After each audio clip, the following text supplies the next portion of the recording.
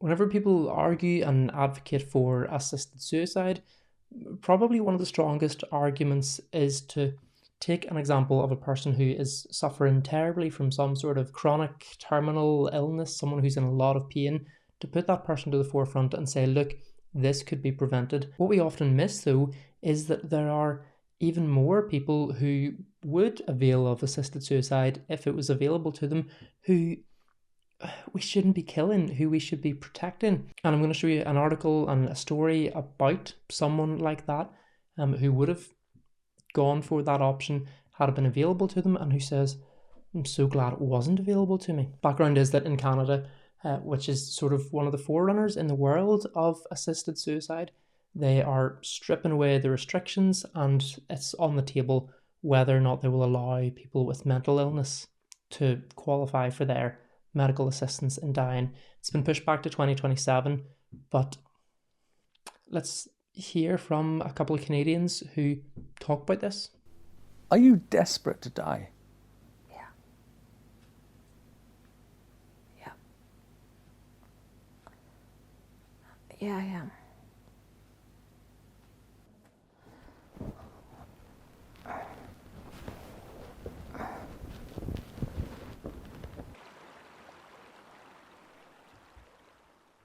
Ten years ago, I started getting this new feeling that I'm describing now. It's never gone away. It's always there. It's just dreadful. It is so horrifying. If I walked over there and touched you and gave you the feeling, you would gasp or scream out loud. My buddies and I, we used to come out here, we all had our own guns and we shoot for money. Do you still use the gun? I haven't used it in forever. I suffer so bad, I'm laying down all day.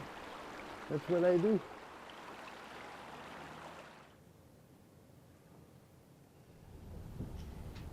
And the last thing you need is someone in a white coat who says, well, I see it's kind of rough for you. How about we help you end your life? Would you like that? Now, does that say you're worthwhile if you hear that? Does that say you have value?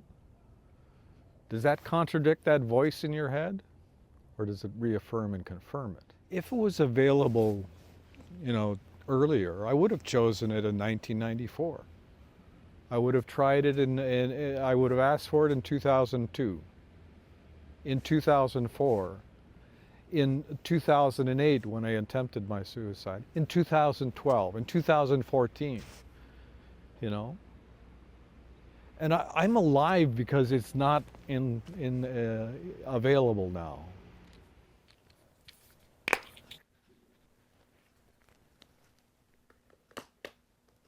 I'm not able to basically take a shower, go for a walk. I'm not able to make something to eat. I can't make my bed. I can't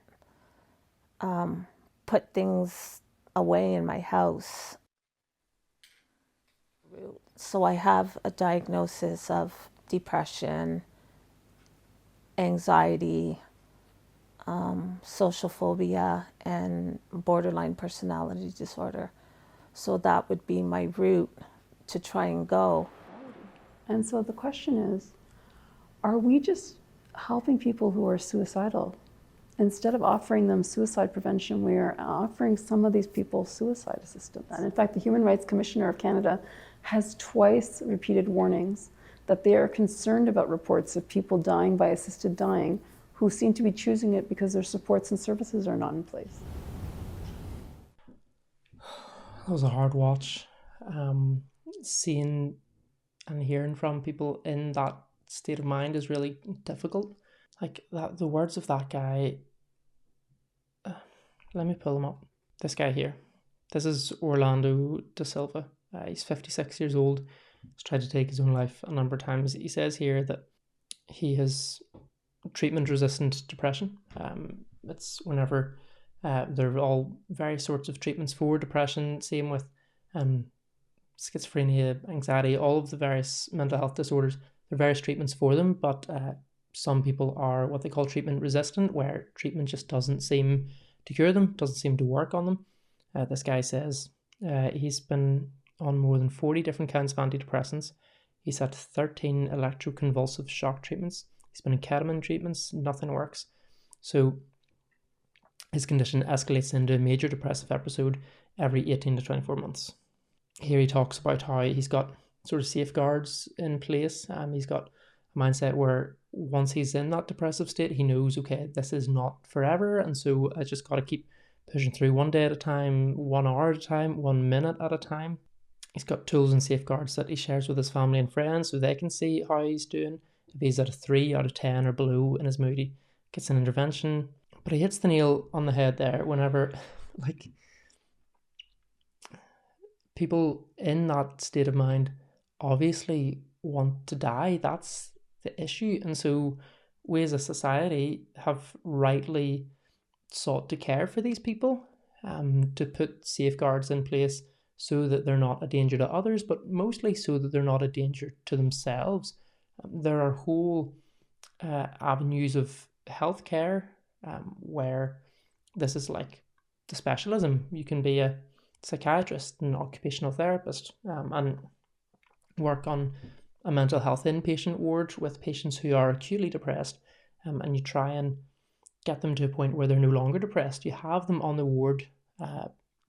They're not allowed to leave the ward because they would be a danger to themselves. But the idea is to get them to a place where they would no longer be a danger to themselves, where they can get past the depression and then have clarity of mind to realize, okay, that was a state that I was in. I'm no longer in that. And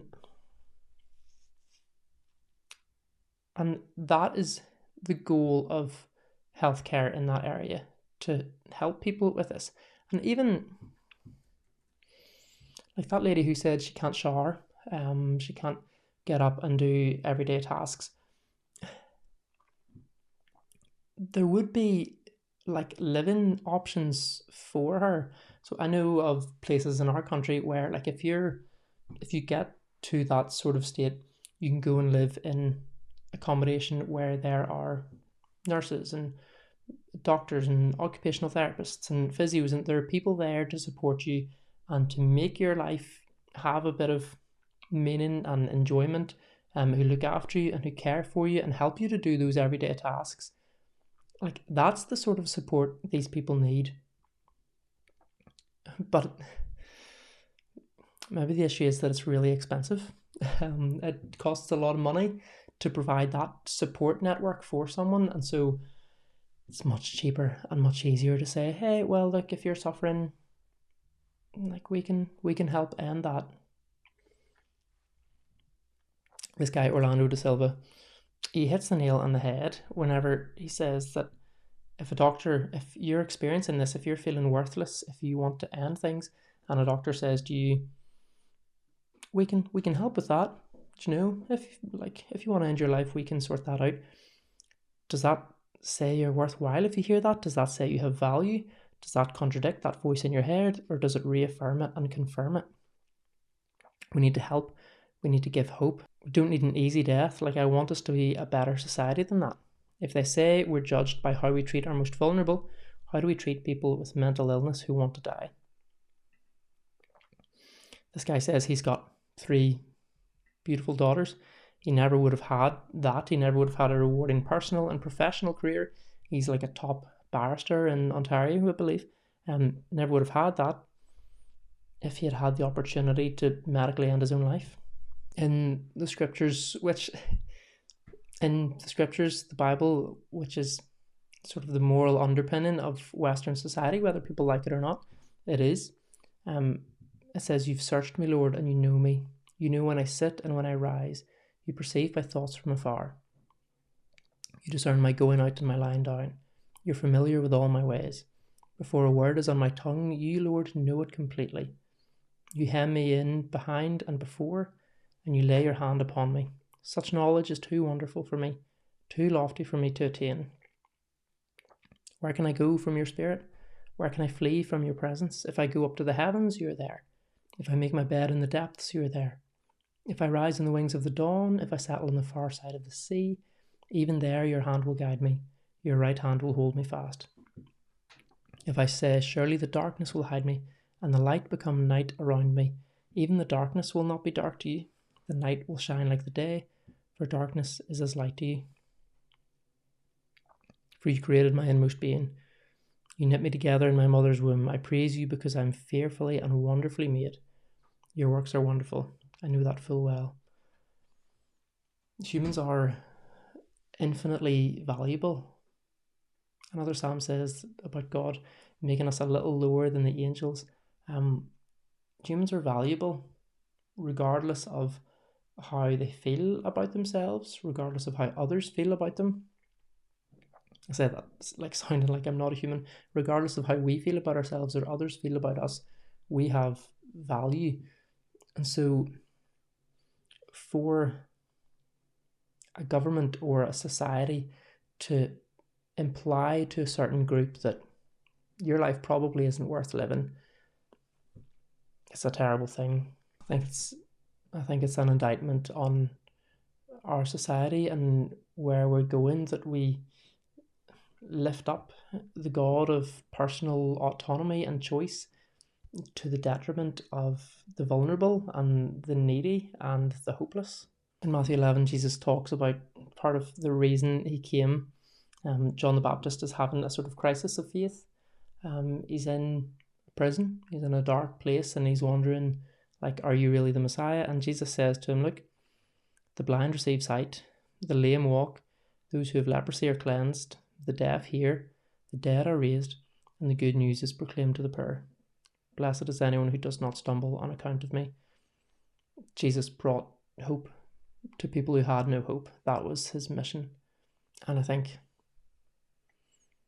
people who are mentally unwell, who are struggling every day, they don't need death, they need life. Yeah. Some thoughts.